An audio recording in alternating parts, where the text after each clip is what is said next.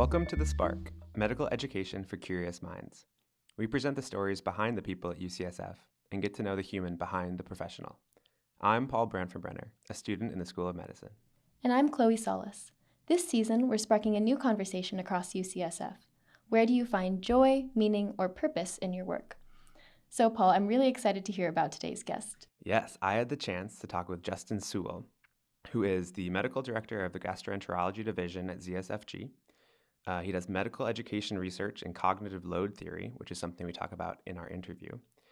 And he also teaches at the university. So he teaches in the Reagan block, which is renal, endocrine, gastroenterology, and nutrition.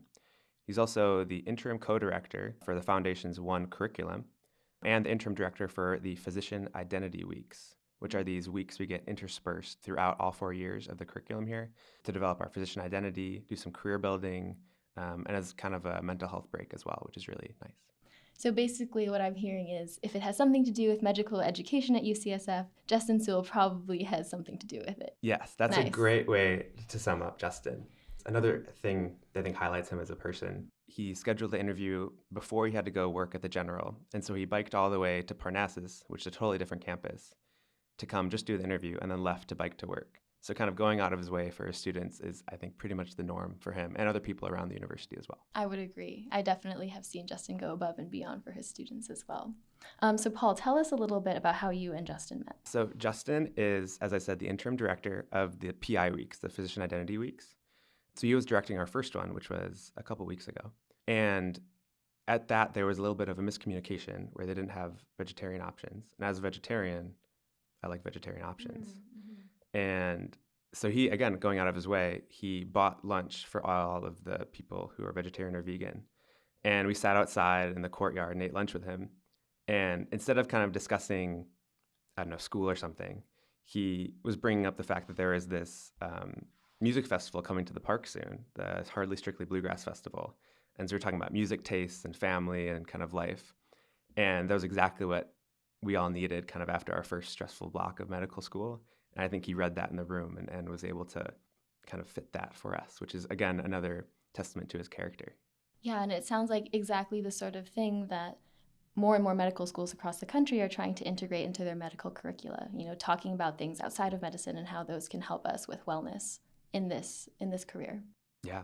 So I'm so excited for everyone to hear this interview. So without further ado, here is Dr. Justin Sewell.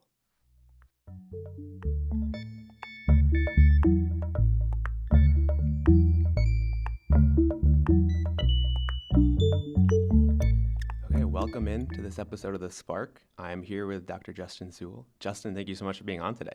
Thanks. I'm happy to be here. Before we started recording, we were going through your lengthy, all your different titles. There's a few. I had to double check I had them right. So you're the medical director for the gastroenterology division at ZSFG.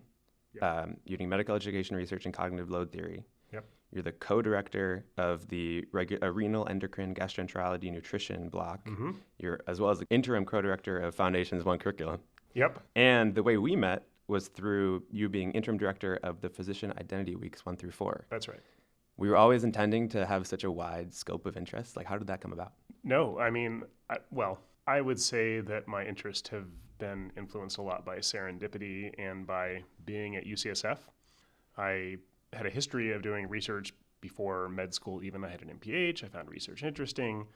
I was fortunate to come to UCSF for internal medicine residency and fellowship, and I was just so impressed by the breadth and diversity of what people do here at UCSF that I hoped to stay on faculty, and I hoped to stay at San Francisco General Hospital, and fortunately those things came about. But I started my faculty job not really having a super clear aim. I had done inflammatory bowel disease research, I had done health services research, and those were all really edifying, but none of them was shaping up to be the thing, like a super strong career path. So I entered my faculty life pretty undifferentiated, and then basically I turned to education because, on June 30th, I walked out a fellow. On July 1st, I walked in an attending. On July 2nd, I got a couple new fellows, and, they said, here, teach these fellows colonoscopy, and I tried to do it, and I thought, my gosh, this is really difficult, And I tried the same things that I had seen my attendings do and said the same things and saw the same like glazed expressions on my fellows' faces. And I thought, I have to find a better way to do this. So while this was all brewing, I got an email that said apply for the UCSF Teaching Scholars Program, which is a one-year faculty development, educator development program here at UCSF. I applied. They let me in, fortunately. And that really turned my attention towards education. I realized there was this thing called education research. So that was sort of the spark, if you will, for what I do today. It was never really that planned out. Yeah, it's one thing kind of leading to the next and kind of making the most of the opportunities you get. It is interesting how there's so much importance placed on training really good physicians, but there's very little like specific training for the people who are teaching them. Can you speak to kind of your process of becoming a teacher and what you went through to try to be able to teach those really challenging things to people? Absolutely. I think we have this assumption in medicine that because we are trained as physicians, we can also be educators, we can also be scientists, we can also be administrators, we can also be, counselors. And so I think it's kind of a fallacy that a physician should be able to do this without formal training. And that's certainly what I found. So I went through Teaching Scholars Program. It's a whole year-long program. My division chief thankfully gave me a half day off every week from clinical duties to do that. So it's an example of the support that an outstanding leader can offer a young or junior faculty member. As I finished Teaching Scholars Program, or as I went through Teaching Scholars Program, I developed this research project to start thinking about cognitive load and how to evaluate that during procedural training like GI endoscopy. I had learned about cognitive load theory, and I was like, oh my gosh, this is like exactly what I just experienced as a fellow, like no more than 2 years before. And it was also a very, it's kind of a reductionist, quantifiable theory as opposed to some of the more sociocultural, more qualitatively focused theories. And so that appealed to me at that time because I had no training in education up to that point. So I was developing this research study, and it was actually turning into like a real research study. And then Pat O'Sullivan, who's the lead for the Center for Faculty Educators here at UCSF, came to me and she said, hey, we have this doctoral program where you can get a PhD in health professions education. I said, yeah, right. Like at this point, I think it had only been at most 3 years. And I think it was only 2 years after I had finished, my eternal training. And I was like, there's no way I'm going to do that. So I went home to my wife and I said, hey, Pat wants to meet with me about this PhD program. And she was like, oh, please don't do that. I said, don't worry. There's no way I'm going to do that. But I'm going to talk to Pat about it because we have a relationship and I respect her. And, this is really cool that she brought this up to me. So I went and talked with Pat O'Sullivan. And a few days later, I went back to my wife and I said, hey, we need to talk. Because it's this outstanding program where a practicing full-time faculty member can also obtain training leading to a doctorate in health professions education program. This is through just another example of UCSF's amazing opportunities is that, we have a partnership with a Dutch university, with Utrecht University in the Netherlands, in order to, have our faculty earn PhDs in health professions education. So there's others here at UCSF, for example, the Associate Dean Karen Hauer was in the class before me. And so that was a few-year process of doing education research, going to meetings, getting published, developing a thesis on cognitive load theory and how it applies to procedural education. And I came out the other end of that really a totally different person.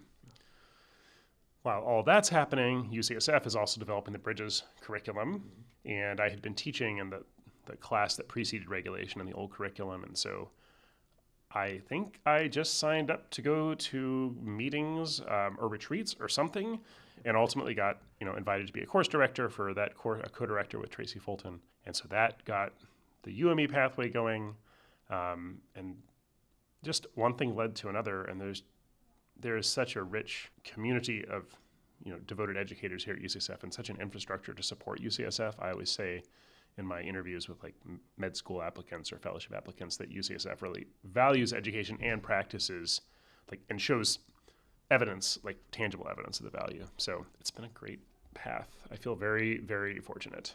Yeah. For the listener and maybe the host, could you discuss more about cognitive load theory and give us a quick intro? prior to entering the doctoral program, or prior to entering teaching scholars program, I guess, I had no idea that education theory existed either. Education research, education theory, I had no idea. I was rather uneducated about this. So there are a variety of different sort of groups of learning theories. Cognitive load theory, as the name implies, is a cognitive learning theory, meaning it looks at what are we doing in our brains to learn, as opposed to like sociocultural theories that look at the influences of our environment or interpersonal relationships. So cognitive load theory is really focused mostly on the individual and what they're doing with their cognition. So the idea is that there's three kinds of memory. There's sensory memory, which is everything we can sense, which is more or less infinite. There's long-term memory, which is everything we can store in our memory, which is more or less infinite. If I played you a song that you listened to as a kid and that you haven't heard in 15 years, you would instantly remember the lyrics and the tune, probably. So for me, it's 1985 by Bowling for Soup. Yeah, exactly, right? But what is the bottleneck for learning is the working memory. So in between sensory memory and long-term memory is working memory, and that's anything you can focus on at any given time. And that's really limited to, theoretically, 7 plus or minus 2 elements. That's legendarily why phone numbers are 7 digits long, although I'm not sure that's really true or not. And under sort of complex learning settings like medical education throughout, it's really probably more like 5 items plus or minus 2. And so the idea is when that working memory becomes overloaded, a learner can no longer learn or perform. Basically, they're cognitively overloaded. So that's sort of the basis for it. Cognitive load theory goes a step further and looks at how you're using that working memory, whether you're using that working memory to complete a task, to learn from the task, which are two related but separate things, or if you're using that working memory on something else, like a distraction, like it could be an external distraction, like there's people walking by and you keep looking at them, or it's an internal distraction, like you had an argument with a loved one and that's on your mind. That takes up space. And so ideally, we want to minimize extraneous load because that's unproductive. We want to match the intrinsic load or task difficulty for the learner. So I want to give you a learning task that's not too hard or else you're going to be overwhelmed, but not too easy or else there's nothing to learn, but sort of in that sweet spot. And then we want to promote germane load. And the final part of cognitive load theory is germane load, where you're connecting pieces of information to what you already know and forming learning schema. So the example I often talk about is driving. Like driving, for people who know how to drive and are experienced, you can do it autonomously. You don't need to think.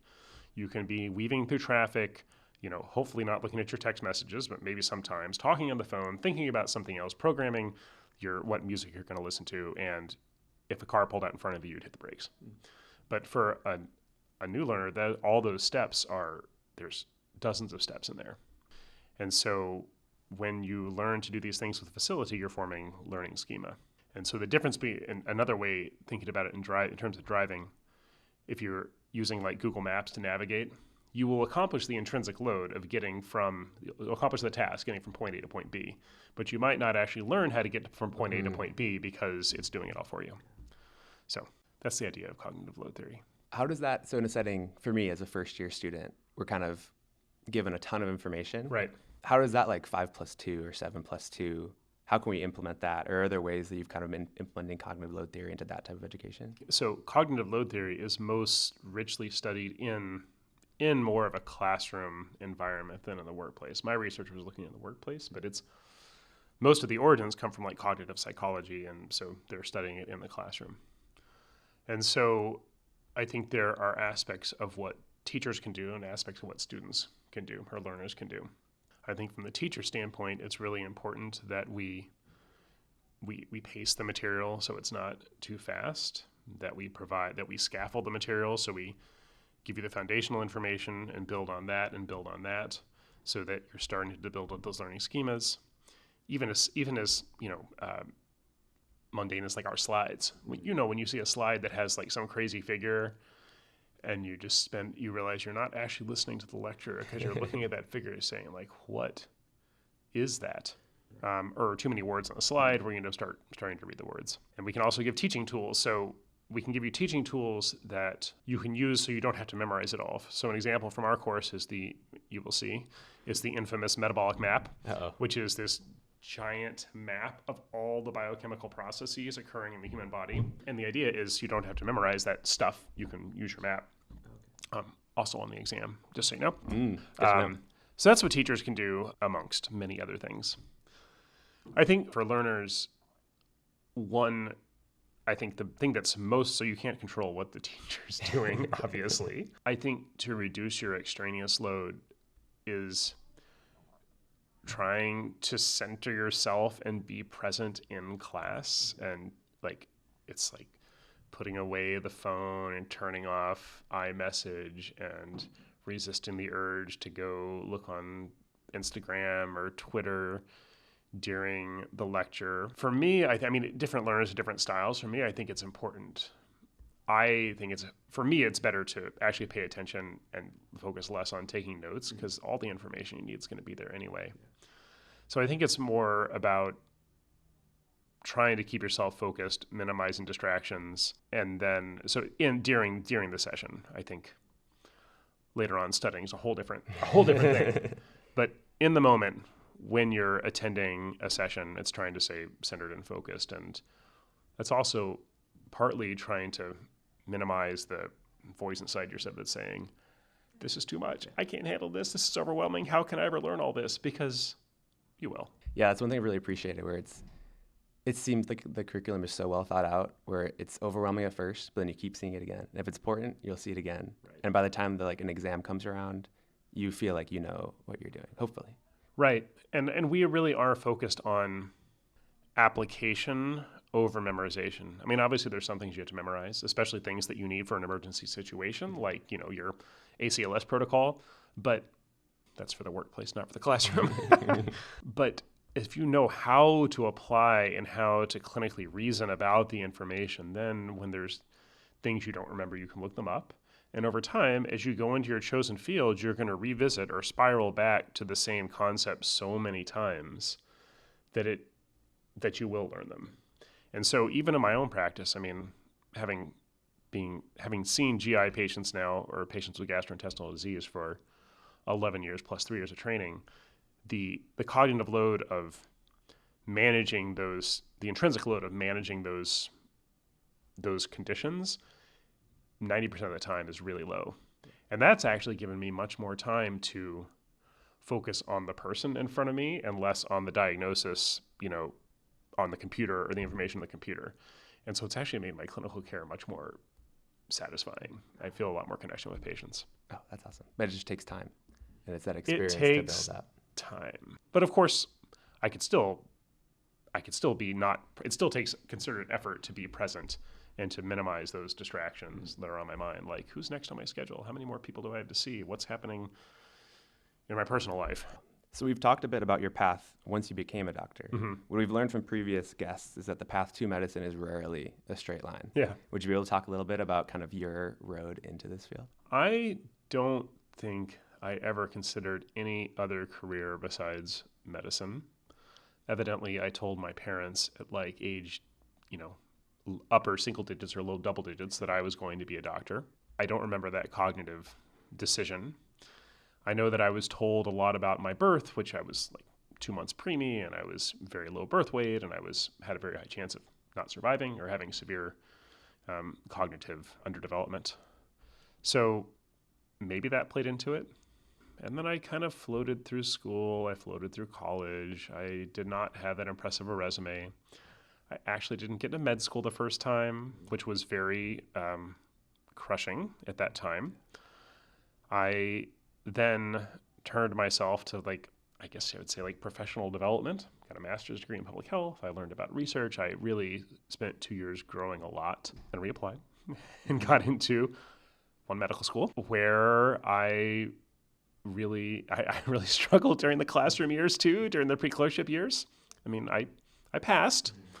And then finally, when I got to the clinical workplace is where I thrived and found I had hit my stride. It was really hard for me to learn how to study. I didn't know how. And that fortuitously led me to UCSF for residency and then fellowship and then beyond. And so I reflect on that setback of not getting into medical school the first time and realize that if I had, I would have had nowhere near as much personal and professional development. And I think it highly unlikely that I would have been competitive to come to residency here. And I probably would not be doing all the things I do now. And so I obviously wouldn't go back and change it if I could. And that's, I used to feel self-conscious about sharing that story because I think we're used to people like always looking like they have it all together, right? All your classmates look like they have it all No one together. does. They're not struggling, right? They're doing just fine. Why am I the only one struggling? But more and more, I think it's so important that we talk about these things because all of us are going to struggle multiple times or repetitively throughout our lives. And the extent to which we're able to use those things for good when possible. It's just not to minimize like true traumas and struggles that other people have gone through. But the more that we can find ways to use those to our benefit, I think, hopefully we can use them for professional growth. I was fortunately able to. Yeah, I feel very, very grateful. I feel like, in the moment when something like that happens, it's so hard to kind of see how this could be a good thing. Mm-hmm. But it's so valuable, and I really appreciate you being able to share that now, because I have so many friends also going through the process and thinking that everything relies on if they get that acceptance right now. Right. And you're such a great example that there's so much that goes into like an admissions decision that it's so random, and it doesn't indicate if you're a good person or not, or if you're going to be a good doctor or not. Yeah. And but it's so hard in the moment to get away from that perspective. And ultimately, I learned that near the end of residency, I learned that there was one resident selection, one faculty on the residency selection committee who really believed in my application. And according to him, he basically fought for me to get on the rank list. So it's like this one person. And then back, before that, I had one person who was my mentor during the MPH program who really like took me under his wing as a physician. He was an attending, and I was totally clueless. And so if not for those two people, both of which were by serendipity, I, presumably would not be doing what I do today. Yeah. Which is remarkable. Yeah. People we've interviewed before have had such similar stories. And this kind of leads us to our kind of main thesis of the season too, which is kind of where you find meaning in your work. And I guess seeing as you have such a big role in the medical school, kind of educating and mentoring so many future doctors, kind of where do you find meaning in all these positions you have? I find meaning in mentoring or helping other people. I mean, that's the reason a lot of us go into medicine, maybe not the mentoring part, but the helping and promoting health or helping minimize impact of disease. Ultimately, I think it comes down to relationships and knowing people in whatever capacity and being able to help ease their path, whether that's a patient, helping them feel better from a gastrointestinal condition, or just meeting them for 15 minutes before a colonoscopy and helping make the experience pleasant and try to relieve anxiety or stress about it. Whether it's supporting the faculty in the gastroenterology division at San Francisco General Hospital, like I had a big role in easing their experience through COVID as we transitioned to the Epic Health Record. We tried to improve processes there. And then in the education sphere, I mean, I love the direct interaction with students, whether it's, in the lecture hall or it's in the small group space. I love seeing the pieces click or seeing those learning schemas start to form. I mean, this is going to sound bizarre, I even love it when I'm grading exams and there's this perfect answer. I'm like, this person really got it. They put the pieces together. They understand, gallstone disease in the biliary tract or whatever. I get great joy from mentoring. I do more mentoring people on education research now than doing my own education research because these other roles have taken up so much bandwidth. But it's really being able to promote someone else in the education sphere. It's being able to positively promote someone else's professional growth and help them find their path as a physician, not because they have to be a gastroenterologist or they have to do education research, but being able to be a positive force in promoting their growth and seeing their satisfaction, sense of accomplishment those really bring me joy. Yeah. It seems so full circle too, because you had, those people that gave you that shot, and now you are kind of being able to return that. It sounds like that you provide support to a ton of people. Does it ever get tiring, or how do you kind of keep that going for yourself? I mean, I think all of our jobs are borderline overwhelming. For me, there were certainly times in my career over the past 11 years where it's been rather overwhelming. Part of what keeps me well is attending to my own mental health, managing my own challenges with anxiety. That's been super helpful, getting treatment for that. Obviously, we talk about work-life balance all the time. It's a cliche. My approach is when I'm at work, I work really, really hard and just 100 miles an hour.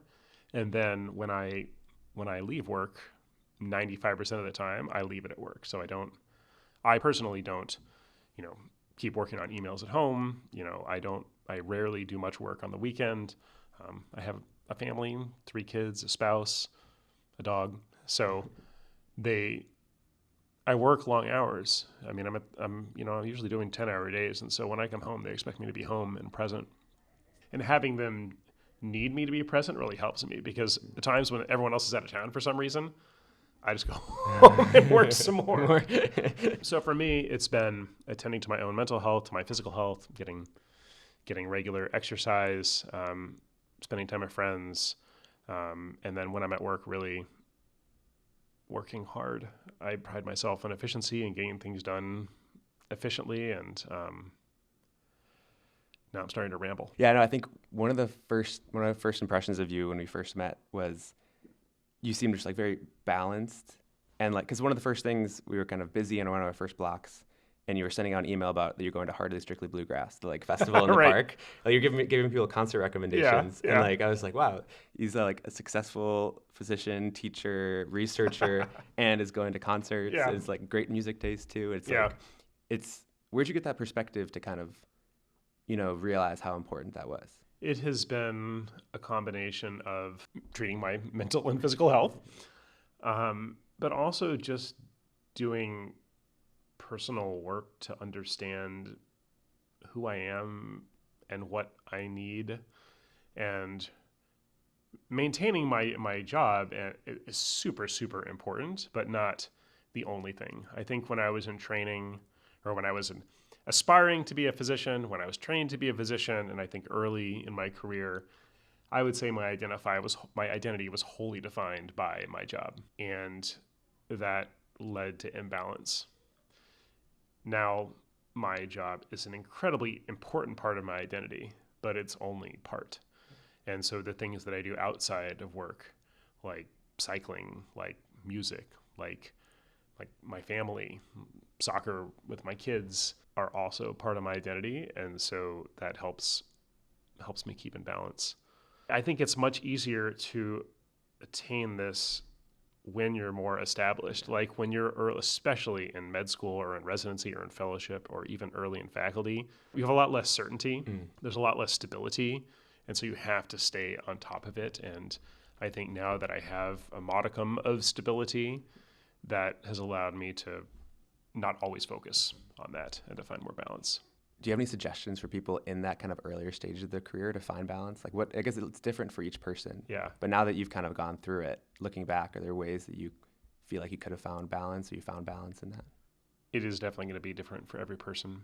And I think continually reminding yourself that your path is going to ultimately work out. You can't actually control it as much as you try. When I was a fellow, I had a particular mentor who has done great things in the gastroenterology space, John Inadomi. He's now the chief of medicine, I believe, at University of Utah, and he was the president of the American Gastroenterological Association. And he always had this very inquisitive, curious outlook. And one time I told him when I was a fellow, I said, I just want to know that everything is going to work out. I want to know what I'm going to do in 10 years. And his response was, Justin, if I had to come to work every day knowing what I was going to do and what would happen, I would quit. And I thought, you're crazy.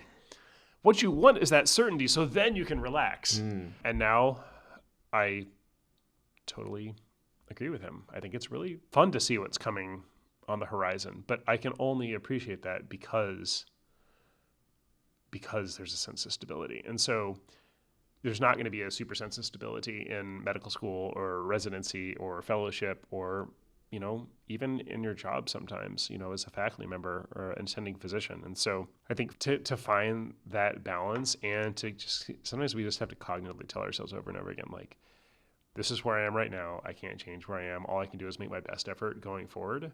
It's like there's things I can influence and things I can't. And so I'll do the best on things I can and try to not perseverate or stress about the things that you don't have control over. Yeah. But that's easier said than done sometimes. Being in the moment and kind of enjoying the process. Because if you never really know what's lying ahead. And for you, if you kind of, a lot of your career is based off of getting an opportunity you didn't really predict for yourself.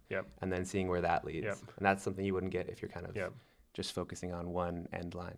I wish I would have been more in the moment in med school. I wish, and probably a lot of people 10 years out of training would say this, but I wish I had spent more time appreciating what was happening instead of always looking to the horizon for the next thing. Yeah. I think all of our listeners can kind of take that too. It's like no matter what, you're not even medicine, like kind of appreciate where you are in the moment. Everything will work out. But thank you so much for being on. I've really enjoyed this conversation, Justin. Yeah, me too. It's been fantastic. Thank you.